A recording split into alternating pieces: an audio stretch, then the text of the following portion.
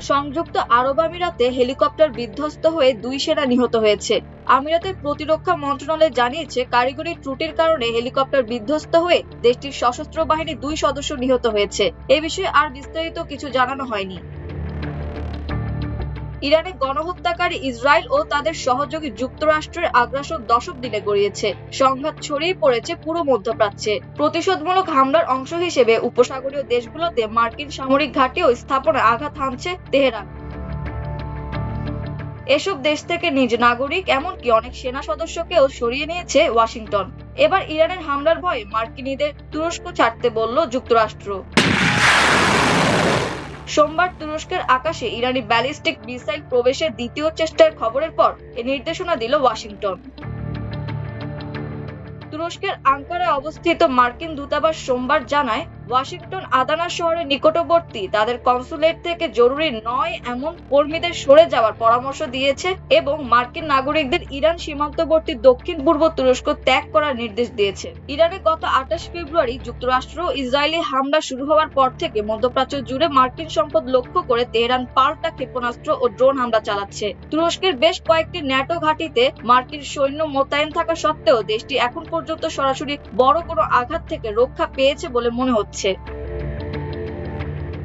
এর মধ্যে অন্যতম হলো ইনসার্লিক বিমান ঘাঁটি, যা একটি গুরুত্বপূর্ণ ন্যাটো স্থাপনা এবং কয়েক দশক ধরে মার্কিন সেনারা এটি ব্যবহার করে আসছে। এটি আদানা শহর থেকে মাত্র 10 কিলোমিটার দূরে অবস্থিত।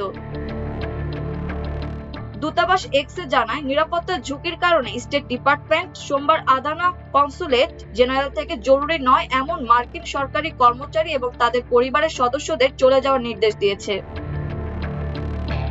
তারা স্টেট ডিপার্টমেন্টের একটি ভ্রমণ সতর্কবার্তাও উল্লেখ করেছে। এতে বলা হয়েছে, দক্ষিণ পূর্ব তুরস্কে অবস্থানরত আমেরিকানদের এখনই এলাকাটি ত্যাগ করতে জোরালোভাবে উৎসাহিত করা হচ্ছে। গত বুধবার ন্যাটো বাহিনী ইরান থেকে তুরস্কের দিকে ছোড়া একটি ব্যালিস্টিক ক্ষেপণাস্ত্র প্রতিহত করে, যার ফলে আঙ্কারা থেকে কঠোর হুঁশিয়ারি দেওয়া হয়। ইরান অঞ্চল জুড়ে হামলা জোরদার করার প্রেক্ষাপটে ন্যাটো তাদের ব্যালিস্টিক ক্ষেপণাস্ত্র প্রতিরক্ষা অবস্থান আরো শক্তিশালী করার কথা জানিয়েছে। তুরস্কের প্রতিরক্ষা মন্ত্রণালয় জানায়, ন্যাটোর প্রতিরক্ষা ব্যবস্থা ইরান থেকে ছোড়া এবং তুরস্কের দিকে অগ্রসরমান একটি ব্যালিস্টিক ক্ষেপণাস্ত্র শনাক্ত ও নিষ্ক্রিয় করেছে, তবে এ বিষয়ে বিস্তারিত আর কিছুই জানায়নি। স্পেনের প্রতিরক্ষা মন্ত্রী মার্গারিটা রবেলস বলেছেন, ইনসার্লিকে অবস্থানরত স্প্যানিশ সেনাদের পরিচালিত একটি প্যাট্রিয়ট মিসাইল ব্যাটারি ক্ষেপণাস্ত্রটি দেখতে পায়। তারা ক্ষেপণাস্ত্র হামলাটি শনাক্ত এবং রিপোর্ট করেছিল, যদিও তারা সেটি ভূপাতিত করেনি বলে তিনি উল্লেখ করেন। এদিকে লোহিত সাগরে ইউরোপীয় ইউনিয়নের নৌ মিশন অ্যাসপাইড এর অংশ হিসেবে 2টি যুদ্ধজাহাজ পাঠাবে ফ্রান্স। ফরাসি প্রেসিডেন্ট ইমানুয়েল ম্যাক্রো এ কথা জানিয়েছেন। ফরাসি প্রেসিডেন্ট বলেন, আমরা সম্পূর্ণরূপে প্রতিরক্ষামূলক, সম্পূর্ণরূপে সুরক্ষামূলক মিশন স্থাপন প্রক্রিয়ায় আছি। এটা ইউরোপীয় এবং অ-ইউরোপীয় উভয় দেশের সঙ্গে মিলিতভাবে করতে হবে।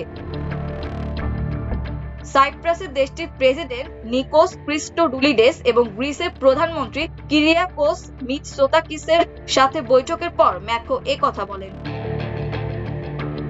মাল্টিমিডিয়া ডেস্ক, আমার দেশ।